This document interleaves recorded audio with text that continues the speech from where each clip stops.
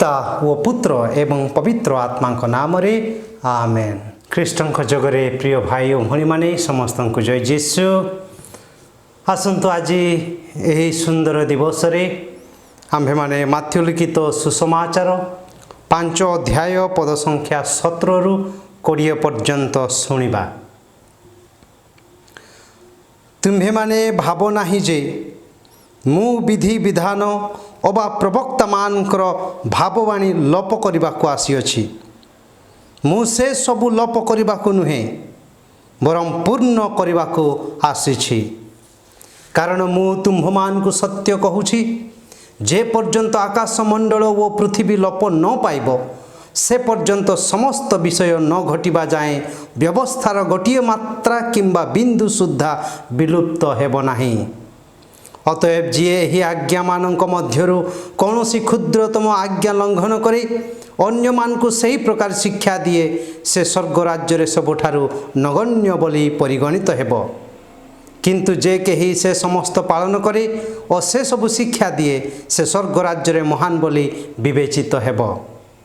तेणु मु तुम्भमान को कहूछि, तुम्भमानकर धार्मिकता धर्मशास्त्री और फारिसी मानक धार्मिकता अपेक्षा अधिक न हेले तुम्भे माने कदापि स्वर्ग राज्य रे प्रवेश करि पारिबो नाही।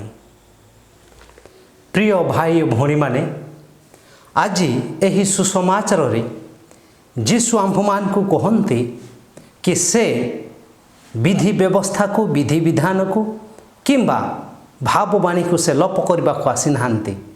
से आसुचंती ताहाको पूर्ण करने निमंते। प्रिय भाई भणी माने एथिरु आमे शिक्षा पाइबा उचित कि आज माथ्यू को अनुसार आमे जो सुसमाचार पढ़ुअछु हुए तो सही समय रे जो समय माथ्यू को यही सुसमाचार लिखाला से समय हुए तो ख्रीस्टियान भाई भणी माने अनेके जिहुदी धर्मर थिले, अनेके जिहुदी धर्मरु ही ख्रीस्टियान भाई भणी होइथिले। आउरी आमे जानि परिबा प्रिय भाई और भणी माने जिहुदी मानक जाति रे एही विधि विधान एवं भविष्यत वक्ता मानकर जेतिकी मात्रा रे मान सम्मान रहिथिला से माने एते मात्रा रे एही विधि व्यवस्था को से माने पालन करुथिले, जो द्वारा से माने जानिथिले विधि व्यवस्था पालन करिबा द्वारा से माने धार्मिकता नाम रे परिचित होउथिले। तेणु धर्म एवं धार्मिक धर्म को से माने पालन करुथिले अर्थात विधि व्यवस्था से माने भाबुथिले एही नियम जहा मोसेसंक द्वारा पाइअछंती विधि व्यवस्था जहा मोसेसंक द्वारा पाइअछंती ताहा से माने एते उच्चरे रखुथिले जे ताहा ईश्वरंक द्वारा ही पाइछंती बोली सदा सर्वदा विश्वास। आज मध्य ताहा में विश्वास करू। से माने सीधा सड़क ईश्वर को आक्षेप करुथिले ईश्वर को द्वारा ही एही विधि व्यवस्था में पाइअछु। आउ सही समय रे ए फारिसी एवं साधुसी माने से माने कौन करथिले एही विधि व्यवस्था को से माने 613टी नियम कानून रे परिणत करथिले एवं फारिसी माने एही 613टी नियम को से मानकर आचार व्यवहार अनुसार से माने व्याख्या करुथिले। जेतेबेले जहा दरकार पड़ुथिला से माने एही 613 नियम को से अनुसार व्याख्या करुथिले। तांकर जीवन रे दैनंदिन जीवन रे से माने तांकर जीवनर कार्यकलाप आक्षेप करी से अनुसार से माने नियम को व्याख्या करुथिले। फल रे अनेकंकर एही नियम प्रति घृणा भाव जात होउथिला। प्रिय भाई और भणी माने एही समय रे जीशु ख्रीष्ट मध्य आसीअछंती एवं से अनेक नियम कानून को भांगुथिले। उदाहरण स्वरूप आम्भमानकर साबत दिन गुड़ाक जीशु ख्रीष्ट अनेक सुंदर सुंदर आश्चर्य कर्म मान करुथिले अर्थात जिहुदी माने ताहा सही पारु नथिले। साबत दिन रे काहे कि एई सब कार्य करूछ बोली सदा सर्वदा से माने जीशु को आक्षेप करी प्रश्न पचारुथिले।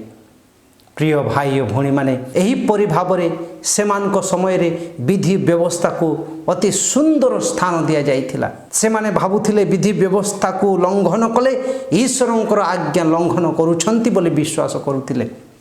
हेले प्रिय भाई और भणी माने से माने जानि पारु नथिले कि यही विधि व्यवस्था को से माने एपरी भावरे व्याख्या करथिले जो द्वारा विधि व्यवस्थार प्रकृत अर्थ को से माने भूली जाइथिले।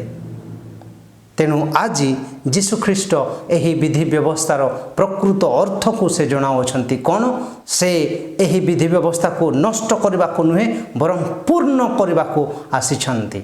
हेले पूर्ण किपरि प्रिय भाई भौणी माने आमे यही पूर्णता को व्याख्या कले जानी परिबा कि जिहुदी मानक जाति रे पूर्णता कहिले ईश्वरंकर दिन जो दिन ईश्वर आगमन करिवे सही दिन थिला सेमानक पई गोटे पूर्ण दिन सबु किछि सही दिन पूर्ण हेबो बोली सेमानकर विश्वास थिला।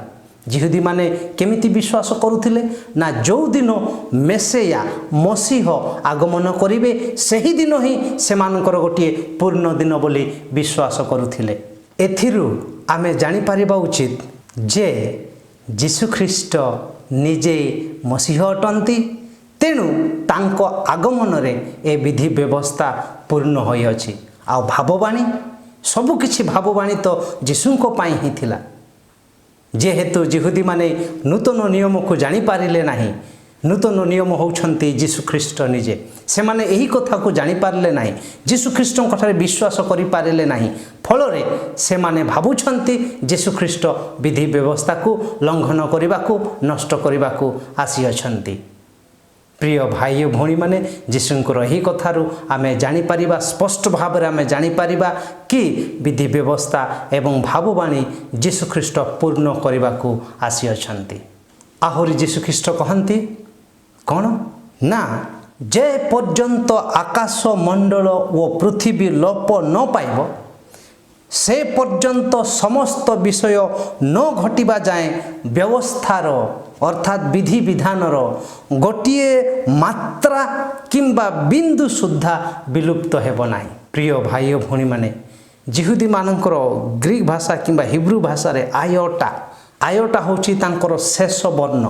एथिरु जना पड़े कि जीशुख्रीष्ट विधि व्यवस्थार कौनसी गोटिए सुद्धा मात्रा को से लंघन करने को आसी नाहांती। जे पर्यंत आकाश और पृथ्वी लोप न पाइब जीशुख्रीष्ट कहती अर्थात जीशुंकर आगमन रे मसीहंकर आगमन रे आउ नुआ आकाश मंडल सृष्टि हेब आउ नुआ पृथ्वी सृष्टि हेब। जीशुंकर आगमन रे अर्थात मसीहंक आगमन रे गोटे नुआ धरणर पृथ्वी आमे पाइबा नुआ सृष्टि आमे पाइबा सेते पर्यंत विधि व्यवस्था केबे हेले नष्ट हेब नाही। आ जीशुख्रीष्ट ताहा ही तो से अटंती। एथिरु जना पड़े कि जीशुख्रीष्टंकर आसीबा ठू ही सब संपूर्ण हेउछि कौनसी गोटे मात्रा किंबा बिंदु सुद्धा नष्ट हेब नाही। जेमिति मु कहिली हिब्रू भाषा रे आयोटा होउछि तांकर शेष वर्ण ताहा मध्य नष्ट हेब नाही। तार अर्थ जीशु ही शेष ताहा आमे वर्तमान जानी पारिबा ईश्वर ही आरंभ एवं ईश्वर ही शेष ईश्वरंकर आगमन रे ही ताहा पूर्ण हेब अर्थात ईश्वरंकर आगमन ही तांकर शेष समय। तेणु एथिरु आमे वर्तमान ख्रिस्टियान भाई भौणी माने जानिबा उचित प्रकाशन ग्रंथ 21 अध्याय 6 पद रे जहा लेखा अछि 22 अध्याय 13 पद रे जहा लेखा अछि मु ही अल्फा एवं ओमेगा मु ही प्रारंभ एवं शेष मु ही आदि एवं अंत।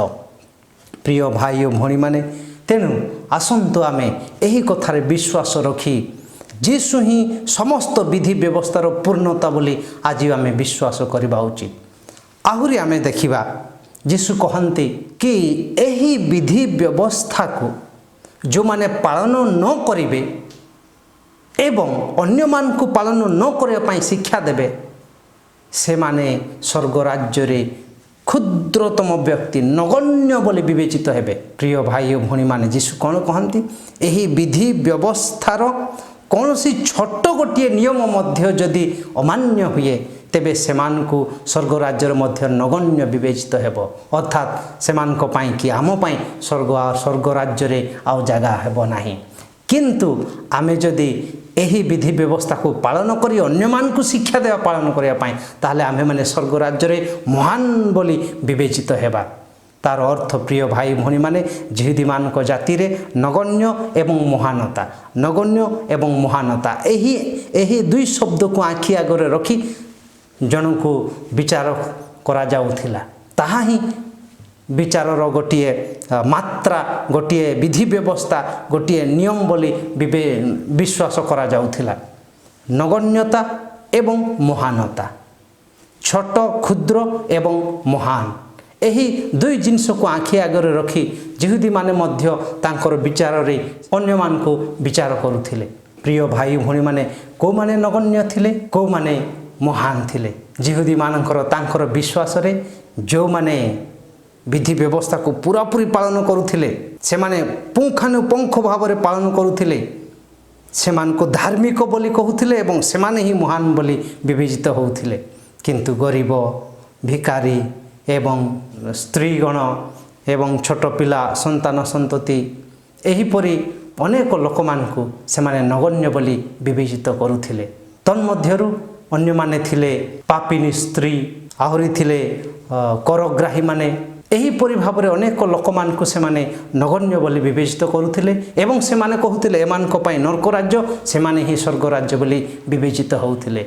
किंतु जीशु ख्रीष्टंक भाषा रे आम्भे माने जानिछु प्रिय भाई और भौणी माने खाली विधि व्यवस्था नुहे, विश्वास, जीशुंक ठारे विश्वास ही स्वर्ग राज्य देई पारे।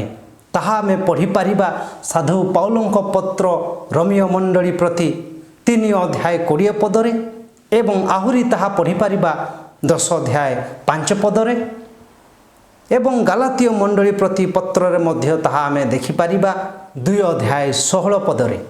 सही परि भाबे 3 अध्याय 21 पदरे मध्य ताहा देखि पारिबा एवं फिलिपियो मंडली प्रति पत्र सेठारे मध्य आमे देखि पारिबा 3 अध्याय 9 पदरे। प्रिय भाई और भौणी माने जीशु ख्रीष्टंक ठारे विश्वास जोगु आम्भे माने स्वर्ग राज्य रे प्रवेश करि पारिबा। एही विधि विधान कि नियम कानून आम्भे माने खाली सेतिक नुहे, जीशु ख्रीष्टंक ठारे विश्वास हेतु तेणुक जीशु ख्रीष्ट सदा सर्वदा फारुसी साधुसी मान को आक्षेप कहूथिले, आक्षेप करी कहूथिले। से माने ही तो सही समय शिक्षक माने थिले, से माने ही तो सही समय लोक मान को एही पुरातन नियम विषय रे शिक्षा देउथिले।